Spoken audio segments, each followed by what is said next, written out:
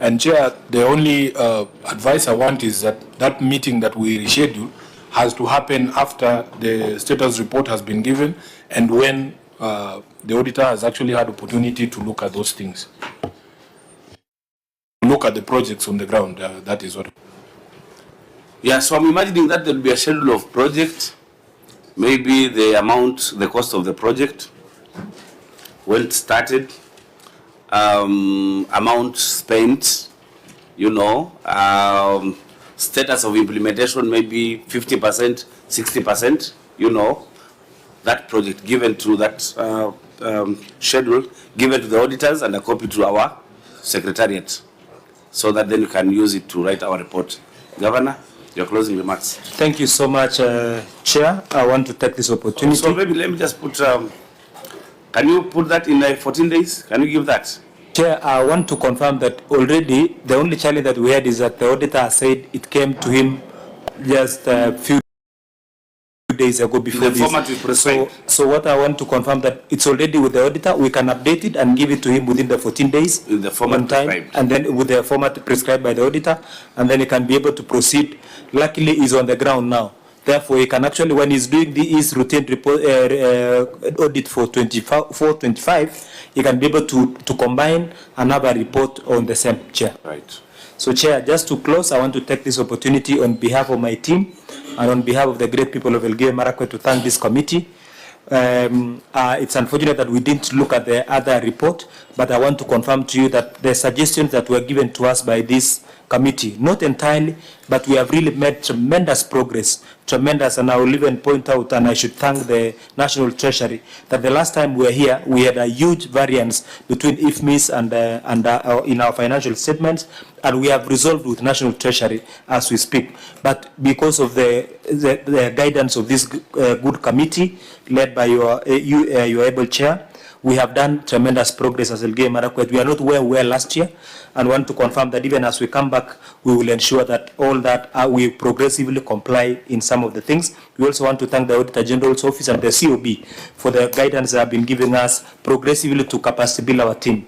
Lastly, Chair, there is an exercise we undertook together, and when I came in this committee previously, and Senator Sifuna and the entire committee remember me passionately appealing to you that small counties are really going to be closed anytime.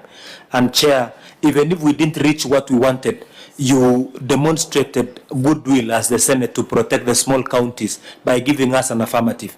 On behalf of my colleagues, because I was also a chair of the small counties governors, on behalf of my colleagues from the 11 small counties, Chair, I want to offer our sincere gratitude, and you should also extend it to the Senate, the entire Senate, and also the Speaker of the Senate, that it is in the spirit of protection of counties that you acted in that way to support the small counties. We want to request that you continue supporting us, continue capacity building counties, and anytime we face a challenge, including the challenge that we have now on RMLF, I want to request that if continue standing your ground to ensure that counties still get these monies. I will tell you that the roads that we maintain as counties, I maintain 70% of the roads, all feeder roads in the county. 30% is only by Kera and Kena and Kura. The rest of the 70% are under my back as the governor. I am requesting that you continue in the same spirit, the same way you've been supporting us, so that we can be able to ensure that the devolution dream is achieved, because Senate and the governors are actually partners in devolution, and you are our protector of devolution. Thank you so much. Thank you, Governor. For the 7 years I've been around, or 8 or so, we've been very firm in our resolve to support the devolution. And we lobbied our colleagues so that they can give us an affirmative fund. I've always insisted, I'm part of the senators who come from small counties, that money we wish it can be used for only development expenditure. I don't know how as governor you will ring-fence that money to just do projects and maybe get one flagship project, so that when you come to Elgeyo Marakwet, we can be proud as senators, and we can be proud as you as the chair of the governors who are fighting for that affirmative action, so that we can tell our senators, the likes of Senator of Nairobi, Sifuna, who are gracious enough to give us that opportunity to get some small fund in the next 5 years as a formative fund. So, I don't know, Sifuna, you are on the mic. You want to say something? Just in closing, Chair, you know, our bishop is not here. The senator for Kitui is our resident bishop. There's a Bible in the story about some lepers who are healed by Jesus.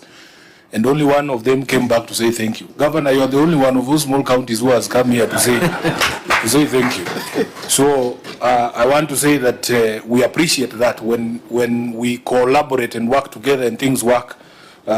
We feel that we have struck a blow for the basket of devolution. We will always, because we took an oath to do this work. Even on the fight of the RMLF, actually for us as a Senate, we are worried about you in the Council of Governors. Because, Chair, you remember we have said previously that sometimes we agree that we are going for this war together. Then we see some breaking news. You are smiling behind the tent with some people from the executive who I will not mention because Cherargei will come back into this room. You think he has gone, but he's just somewhere here waiting to hear that name. Then he comes back. So we feel also sometimes that then the Council of Governors is sabotaging us in this fight for RMLF. I remember there was a time when you had gone to court and we knew you had a good case. And then there was a judgment that was pending. Instead of us pushing for the judgment, you guys cut a deal with the National Assembly. The judgment was postponed. Then it came back. Now I hear they have started the fight again. But I want to assure you that for us, we believe in the oaths that we took to support you, to support devolution. And we will not tire until the time when Kenyans get rid of us from the Senate. So I want to thank you, Governor. I'll stop there. Thank you, Senator Sifuna. That was a very useful addition. And so for me, for governors and the assembly, I've always said, let us remove this appetite for money, especially money appropriated to counties to go to operations. The likes of tea and mandazi. Once the money goes up, then the money for operations goes up. Tea and mandazi definitely goes up, and we wonder if the stomachs have increased. Let's have that more money going to capital expenditure, so that people can start feeling the value of devolution. We'll close it here, members. This meeting is adjourned until Thursday. We're supposed to have Governor Kilifi, but he did not come. Samburu, yes. I think you've talked about that. So until another notice is put by... On Tuesday next week in Busia, at the Busia County Assembly Chamber. Okay, the meeting is adjourned until next week.